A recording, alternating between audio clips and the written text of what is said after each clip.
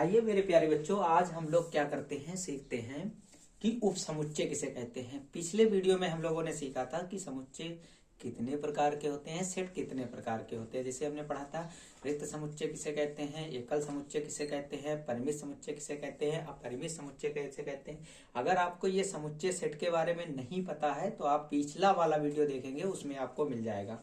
आइए हम थोड़ा सा आगे बढ़ते हैं। अब आता है उपसमुच्चय किसे कहते हैं। उपसमुच्चय को अंग्रेजी में कहा जाता है सबसेट। किसे कहते हैं, मान लो आपके पास कोई दो समुच्चय हैं, एक ए है और एक बी है। दो उपसमुच्चय हैं, दो समुच्चय हैं, इस प्रकार हैं कि हमने देखा कि इसमें इस लाइन को इंपॉर्टेंट ज्यादा देना कि ए का प्रत्येक अवयव, ए जो सेट है उसका प्रत्येक अवयव, अवयव के बारे में जानते हैं आप लोग।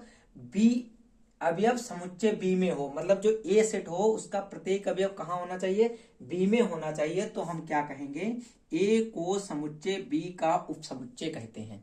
ए को क्या कहेंगे, बी का उपसमुच्चय कहेंगे। इसको उपसमुच्चय को प्रदर्शित किससे करते हैं, इस चिन्ह से प्रदर्शित करते हैं। इसे सबसेट पढ़ेंगे या उपसमुच्चय पढ़ेंगे। गणितीय रूप में देखिए, ए अगर सबसेट है किसका, बी का, तो इसे ए को पहले लिखेंगे और बी सबसेट को बाद में लिखेंगे। इसे ए का उपसमुच्चय पढ़ते हैं। क्या पढ़ते हैं, ए उपसमुच्चय है किसका, बी का, ऐसे पढ़ेंगे। ए उपसमुच्चय है किसका, बी का है। अब इसको गणित में देखो, अगर ए कहने का मतलब गणितीय रूप में क्या है, ए उपसमुच्चय है अगर बी का, कहने का मतलब एक्स कोई अवयव है ए का, तो एक्स किस में बिलोंग करेगा, बी में बिलोंग भी करना चाहिए। या ऐसे देखो, एक सेट ले लेते हैं, ए बराबर हमने सेट ले लिया 1, 2, 3, 4, और हमने बी बराबर सेट ले लिया 1, 2, 3, 4, 5। तो देखो, अब हम कह सकते हैं कि जो ए सेट दिया हुआ है वो बी का उपसमुच्चय है। क्यों समुच्चय है, उपसमुच्चय है क्योंकि देखो एक इसमें है, एक बी में भी है। तो ए का प्रत्येक अवयव किस में मिलना चाहिए, बी में मिलना चाहिए। देखो 1, 2, 3, 4, 1, 2, 3, 4, 1, 2, 3, 4 इसमें मिल रहा, तो ये इसका क्या कहलाएगा, उपसमुच्चय कहलाएगा। तो हमें लगता है समझ गए होंगे उपसमुच्चय किसे कहेंगे, ए सबसे उपसमुच्चय कहलाएगा किसका, बी का। अगर ए सेट का प्रत्येक अवयव किस में मिलना चाहिए, बी में मिल जाना चाहिए, तो वो उसका उपसमुच्चय कहलाएगा। तो आइए देखते हैं। देखिए आपके पास एक प्रश्न लिखा हुआ है, इसमें कह रहा है यदि यस बराबर 1, 3, 5, 7, 9, 11 और 13 है तो बताइए निम्न समुच्चयों में से कौन से यस का उपसमुच्चय है या नहीं है। तो देखो कहने का मतलब है ये ए वाला सेट यस का उपसमुच्चय है या नहीं है। तो देखते हैं यस बराबर क्या लिखा है।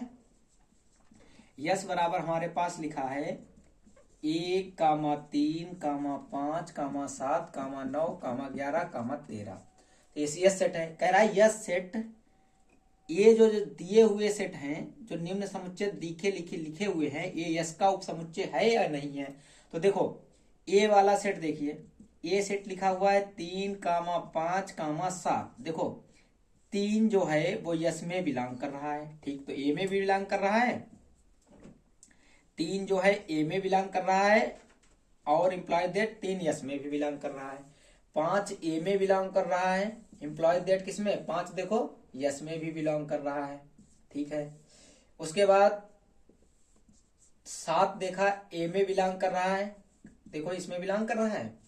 7 जो है यस में बिलोंग कर रहा है। तो अतः हम कह सकते हैं कि जो ए है वो सबसेट है किसका, यस का, मतलब ए उपसमुच्चय है किसका, यस का। ये तो है, लेकिन उसने हमसे पूछा कौन सा सेट बताइए जो उपसमुच्चय नहीं है। तो आइए दूसरा वाला प्रश्न देखते हैं। दूसरे वाले में बी सेट दिया है, बी सेट दिया 2, 5, 7। तो आइए देखते हैं कि 2 जो है बी में बिलोंग कर रहा है, किसमें भी बिलोंग करना चाहिए, एम्प्लाई दैट 2 यस में बिलोंग करना चाहिए, लेकिन 2 यस में है, कहीं नहीं है। इसका मतलब ये 2 यस में बिलोंग नहीं करना चाहिए। उपसमुच्चय तभी कहलाता है जब ए का प्रत्येक अवयव जो सेट जिसका उपसमुच्चय होता है उसमें होना चाहिए। बी में तो 2 है लेकिन यस में नहीं है, इसका मतलब हम कह सकते हैं ये सबसेट नहीं है, इसका बी का, सॉरी यस का, किसका नहीं है, यस का नहीं है। क्योंकि 2 अवयव जो है वो बी में तो है लेकिन 2 अवयव यस में नहीं है, इसलिए इसको 2 को ए का उपसमुच्चय नहीं, बी का उपसमुच्चय नहीं कहेंगे। बी जो है यस का उपसमुच्चय नहीं कहलाएगा। तो आप समझ गए होंगे कि बी उपसमुच्चय नहीं है यस का और ए उपसमुच्चय है किसका, यस का। ठीक है, तो ये चीजें हम लोगों को समझ में आ गई हैं। आइए अब हम लोग सीखते हैं कि उचित उपसमुच्चय किसे कहते हैं। देखिए अब हम लोग क्या करते हैं, वास्तविक या उचित उपसमुच्चय को पढ़ते हैं। देखो वास्तविक या उचित उपसमुच्चय क्या कहलाएगा। देखो उपसमुच्चय का मतलब जहां पर लिखा हो जाए उसका मतलब है ए का प्रत्येक अवयव बी में मिलना चाहिए। लेकिन उचित उपसमुच्चय में क्या हो जाता है कि प्रॉपर सबसेट में क्या हो जाएगा, ए का प्रत्येक अवयव तो बी में मिलना चाहिए तथा बी में कम से कम एक ऐसा अवयव होना चाहिए जो ए में ना हो। मतलब जो सबसेट हो उसमें एक अवयव जिसका सबसेट है उससे क्या होना चाहिए, कम होना चाहिए।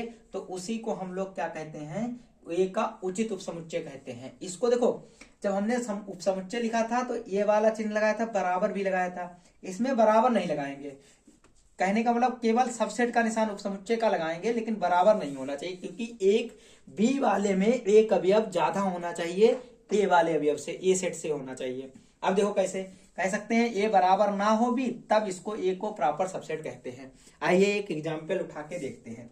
मान लो एक एग्जाम्पल हमने लिया, क्या एग्जाम्पल लिया, यदि एक सेट हमने ले लिया ए ई आई ओ यू ले लिया, ठीक है, और दूसरा हमने बी सेट ले लिया यक्स कॉलन यक्स, अंग्रेजी वर्णमाला के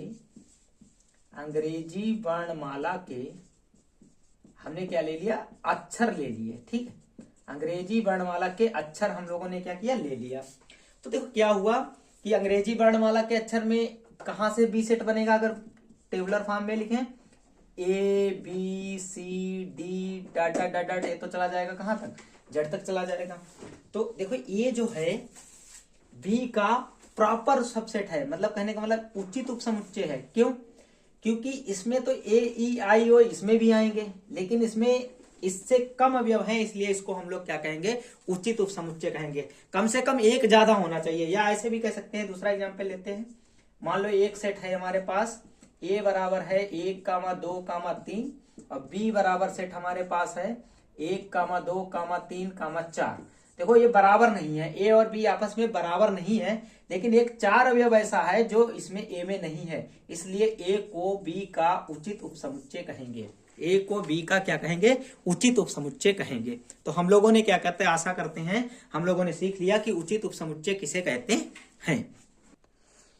देखिए कोई भी समुच्चय है वो स्वयं का उचित उपसमुच्चय नहीं हो सकता। क्यों नहीं हो सकता, क्योंकि देखो अगर ए सेट है, मान लो क्या है 1,2,3 है, तो अगर हम कहें कि ये इसका उचित समुच्चय है, नहीं हो सकता। क्यों, क्योंकि उचित उपसमुच्चय में क्या कहलाता है कि एक अवयव कम से कम उसमें ज्यादा होना चाहिए। अब ये तो आपस में क्या है, बराबर है, तो जब बराबर होंगे तो वो उचित उपसमुच्चय नहीं बन सकते हैं। इसी तरीके कहा गया कि फाई जो है, फाई होता है रिक्त समुच्चय।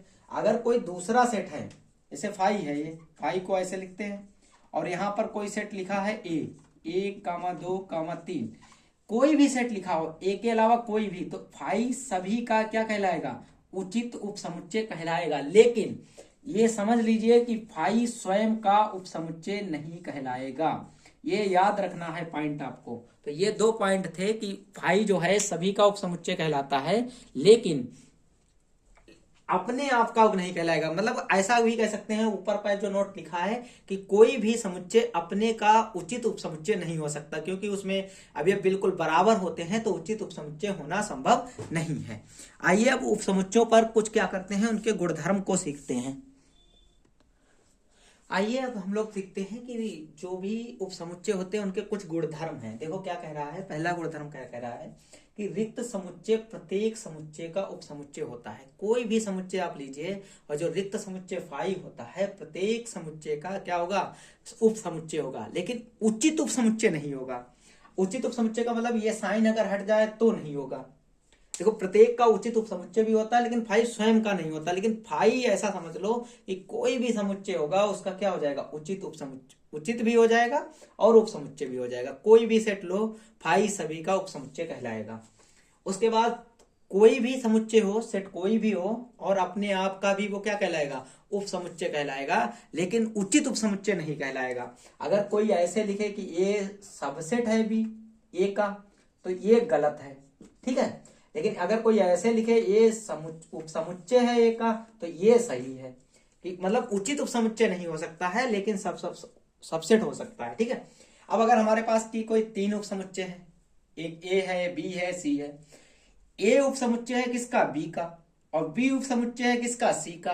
तो कहने का मतलब ए भी किसका उप समुच्चय हो जाएगा, सी का हो जाएगा। ये बात याद रखना है। ऐसे कितने भी सेट हो, मतलब कई सेट लिखते चले जाएं, जैसे अगर और भी लिख देते सी उप सबसेट लिख देते किसका, डी का, तो ए किसका, ए का किसका सबसेट हो जाता, डी का भी हो जाता। तो ऐसे भी हम इसके गुणधर्म सीखेंगे। आइए अब सीखते हैं उप समुच्चयों की संख्या कैसे निकाली जाती। अगर हमारे पास कोई समुच्चय है ए, उसमें अवयवों की संख्या कितनी हो, n हो, तो हमें उसमें कितने उप समुच्चय बनेंगे। तो उप समुच्चयों की संख्या अगर निकालनी हो, टोटल अगर केवल नंबर ही पूछा जाए, तो 2 की पावर क्या कर देंगे, n कर देंगे। अगर उसमें पूछा जाए कि उचित उप समुच्चयों की संख्या कितनी होगी, देखो 2 की घात n में वो भी समुच्चय आ जाएगा जो खुद है, उसको हटाना पड़ेगा, तो एक कम करना पड़ेगा उचित उप समुच्चय में, क्योंकि बराबर वाला उप समुच्चय आएगा नहीं, तो उसमें से एक घटा देंगे, तो 2 की पावर n माइनस क्या आ जाएगा, 1 आ जाएगा, अगर उचित उप समुच्चयों की संख्या पूछी जाए। अगर आपसे अरिक्त, मतलब उसमें रिक्त वाला भी हटा दो, एक 5 सबसेट होता है सभी का, उसे हटा दो, और साथ साथ में उचित कहा तो एक बराबर वाला हटा दो, तो 2 से तो हट जाएंगे, तो उसमें उप समुच्चयों की संख्या कितनी हो जाएगी, 2 की पावर n माइनस 1 हो जाएगी। तो अगर आपसे किसी भी सेट के उप समुच्चयों की संख्या पूछी जाए, और उचित उप समुच्चयों की संख्या पूछी जाए, और किसकी पूछी जाए, उचित उप समुच्चयों की संख्या पूछी जाए, अरिक्त उप समुच्चयों की संख्या पूछी जाए, तो ये आपको अगर सूत्र याद है तो आप तुरंत बता देंगे। तो जैसे n अवयव हो उसमें तब, तो देखो पहले एक सेट लेते हैं ए बराबर, हमने एक सेट लिया ए कामा बी कामा सी, तो उसने पूछा आपसे इसमें कितने उप समुच्चय होंगे, तो आपको क्या करोगे, उप समुच्चयों की संख्या अगर निकालनी हो, उप समुच्चयों की संख्या, तो आपके पास सूत्र क्या है उप समुच्चयों की संख्या का, 2 की पावर n कितने अवयव है, 1 2 3, तो 2 की घात 3 बराबर कितना हो जाएगा, 8। फिर उसने पूछा उचित उप समुच्चयों की संख्या क्या होगी, उचित उप समुच्चयों की संख्या 2 की घात 3 माइनस 1, 8 माइनस 1 बराबर कितने हो जाएंगे, 7 हो जाएंगे। फिर अगर उसने पूछा अरिक्त उप समुच्चयों की संख्या पूछी, तो अरिक्त उप समुच्चयों की संख्या क्या हो जाएगी, अरिक्त उप समुच्चयों की संख्या हो जाएगी 2 की पावर 3 माइनस 2 बराबर 8 माइनस 2 बराबर 6 हो जाएगी। तो इस तरीके से हम उप समुच्चयों की संख्या निकाल सकते हैं, रिक्त समुच्चयों की भी निकाल सकते हैं, अरिक्त समुच्चयों की भी निकाल सकते हैं, और उचित उप समुच्चयों की संख्या निकाल सकते हैं। अगर आपसे कहे कि इसके देखिए 8 कैसे होंगे उप समुच्चय, तो आपको उप समुच्चय भी एक लिख के दिखाते हैं कि उप समुच्चय 8 कैसे होंगे। तो देखो इसके उप समुच्चय लिखना है, तो ए के उप समुच्चय ऐसे लिखेंगे, ए के उप समुच्चय। तो उप समुच्चय का मतलब कैसे कैसे लिखना है, देखो एक तो 5 हो ही जाएगा, क्योंकि 5 रिक्त समुच्चय है वो सबका होगा। दूसरा एक सेट क्या बन जाएगा, ए बन जाएगा, एक सेट क्या बन जाएगा, बी बन जाएगा, एक सेट क्या बन जाएगा, सी बन जाएगा। तो 1 2 3 4 हो गए, 4 और बनने हैं। तो देखो एक क्या हो जाएगा, ए के साथ बी बन जाएगा सेट, ए भी सबसेट कहलाएगा। और फिर दूसरा क्या बन जाएगा, ए के साथ सी भी बन जाएगा। फिर तीसरा देखो 1 2 3 4 5 6 हो गए, हमें लाने कितने हैं, 8। तो ए के साथ अब देखो एक बी के साथ सी बनेगा, तो बी के साथ सी बन गया, और एक क्या बनेगा, एक पूरा सेट आ जाएगा। तो कहने का मतलब ए बी सी। तो इस तरीके से हम किसी भी सेट के उप समुच्चय लिख सकते हैं। फिर से समझो, इसे लिखने में बच्चे कंफ्यूज होते हैं, सिंपल सा तरीका है लिखने का। देखो 5 तो सबका सेट होता है, उसे अपने आप लिख लो, उप समुच्चय 5 होता है, अभी आपको बता चुके हैं। देखो जितने भी अवयव होते हैं पहले सब अवयवों का एक एक सेट बना दिया जाता है, ठीक है।